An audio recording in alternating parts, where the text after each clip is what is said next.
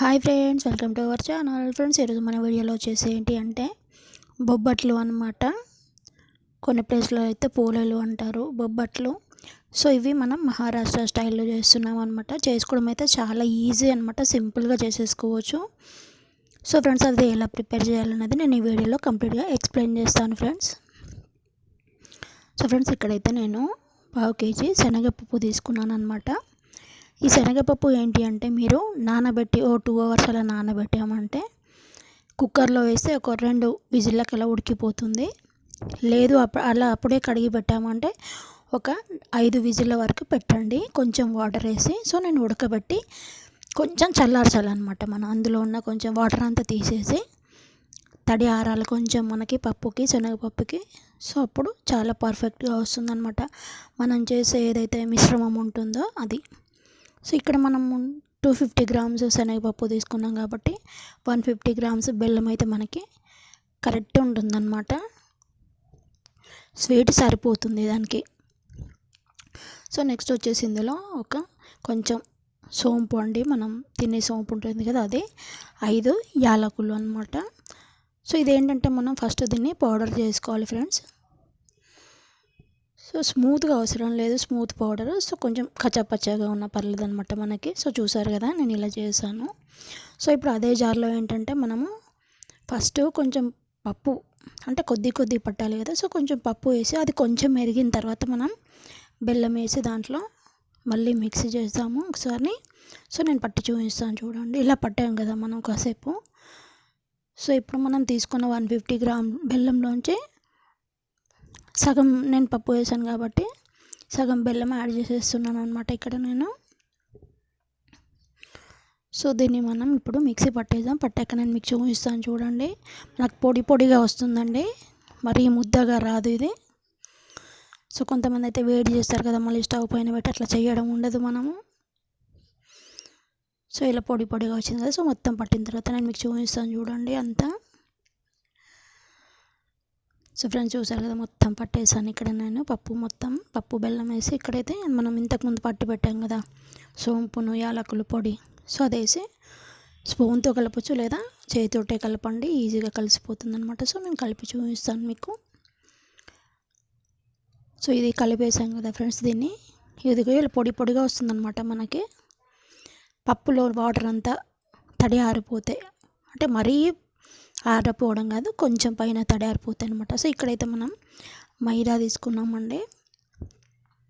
So మీరు చేసే సైజుని బట్టి ఉంటుందన్నమాట. నేనైతే కొంచెం పెద్దగానే చేస్తాను.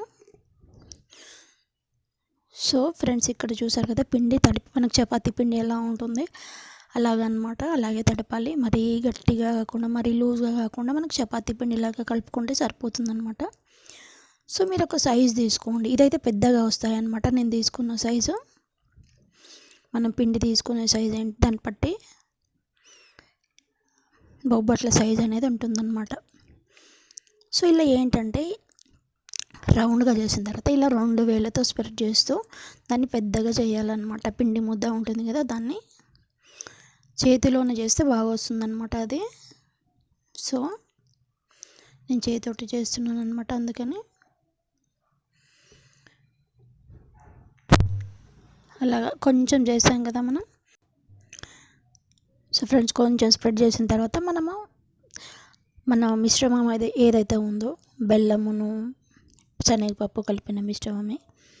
సో మనకు ఒక పిడికిలో అంత అనుకోండి, నేను పెద్ద సైజు కాబట్టి. సో ఇంత తీసేసుకున్నాము అంటే చెప్పాను కదా, నేను మాత్రం పెద్ద సైజులో చేస్తున్నాను కాబట్టి ఎక్కువ తీసుకున్నాను పిండిను ప్లస్ అది మిశ్రమం కూడా. సో ఇలా లోపలికి పెడుతూ మనం పిండిని పైకి తీసుకురావాలన్నమాట. సో దాన్ని మొత్తం మనం కవర్ చేసేయాలి అలాగా. సో అందుకని మైదా పిండి కాబట్టి మనకి ఈజీగా సాగుతుందన్నమాట అదే. సో ఇలా దాన్ని క్లోజ్ చేసేయాలి మనం. సో చూసారు కదా ఇలా చేసి మనం ఒక 4-5 చేసి పక్కన పెట్టుకోండి. వాటిని రోల్ చేసుకున్నామంటే సరిపోతుంది. ఇద్దరు ఉంటే మాత్రం ఏంటంటే ఒకరు చేస్తూ ఉంటే ఒకరు ఫ్రై చేశారంటే సరిపోతుందన్నమాట మనకి. సో నేను ఒక్కదాన్నే చేస్తున్నాను కాబట్టి ఇలా కొద్దిగా చేస్తున్నాను అనమాట. సో ఇక్కడైతే నేను ప్యాన్ పెట్టానండి, అది వేడయింది. దాంట్లో కొంచెం నెయ్యి వేసి పెట్టాను అనమాట ప్యాన్ పైన, కరిగిద్ది అని.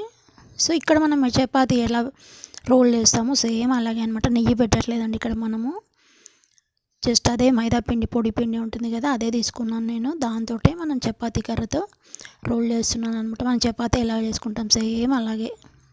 అది బయటకు వస్తుందనే భయం ఏమి ఉండదు మనకి.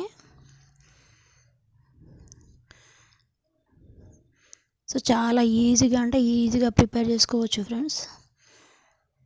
సో ఇది ప్యాన్ పైన వేసిన తర్వాత చూపిస్తా చూడండి. సో దీనికి మాత్రం మనం నెయ్యి పెట్టాలండి. ఇక్కడ ఆయిల్ అది పెడితే బాగుండదు ఏది పెట్టినా కానీ. సో బొబ్బట్లు కాబట్టి నెయ్యితోటే బాగుంటాయి. సో ఒక సైడ్ కాలిన తర్వాత ఇంకో సైడ్కి టర్న్ చేసి నెయ్యి అప్లై చేసి 2 సైడ్స్ అలాగే అనమాట నెయ్యి అప్లై చేసుకొని మనం చపాతీ ఎలా కాల్చుకుంటామో అలా కాల్చుకుంటే సరిపోతుంది అనమాట. సో నేను అది అందుకే ఫాస్ట్ ఫార్వర్డ్ చేసి చూపిస్తున్నాను అనమాట అక్కడ. సో మనం మిశ్రమం మరీ ఎక్కువయ్యి ఈ పిండి తక్కువ, మైదా పిండి తక్కువైనా కానీ మనకి అదంతా లోపల నుంచి బయటకు వచ్చేస్తుంది అనమాట. సో అందుకని దానికి సరిపడినంత ఇస్తే సరిపోతుంది మనకి, ఇలా బయటికి రాకుండా నీట్గా మన బొబ్బట్లు అనేవి రెడీ అయిపోతాయి. సో ఫ్రెండ్స్ చూసారా, నేనైతే ఇది కాల్చేసాను. సేమ్ చపాతీ లాగే ఉంది కదా. సో ఫ్రెండ్స్ చూసారా, మన బొబ్బట్లు అయితే రెడీ అయిపోయాయి. సో మీరు ఒకసారి ట్రై చేయండి ఫ్రెండ్స్. చేయడం అయితే చాలా అంటే చాలా ఈజీ. ఇప్పుడు నేను చెప్పాను కదా టిప్స్ అండ్ ట్రిక్స్, అవి మీరు ఫాలో అవ్వండి, ఈజీగా అయిపోతుంది అనమాట. సో ఒకసారి ట్రై చేశారు అంటే ఒకసారి రాకపోయినా నెక్స్ట్ టైంకైనా మీకు ఈజీగా వచ్చేస్తుంది అనమాట. సో ఫ్రెండ్స్ మీరు ట్రై చేయండి, మీకు ఎలా కుదిరిందో నాకు కమెంట్స్లో చెప్పండి. వీడియో నచ్చితే లైక్ చేయండి, షేర్ చేయండి, కమెంట్ చేయండి. అలాగే ఛానల్ని సబ్స్క్రైబ్ చేయడం మాత్రం మర్చిపోకండి ఫ్రెండ్స్. ప్లీజ్ ఇలాంటి మంచి మంచి వీడియోస్ కోసం మన ఛానల్ని సబ్స్క్రైబ్ చేసుకోండి. Thanks for watching friends. Next వీడియోలో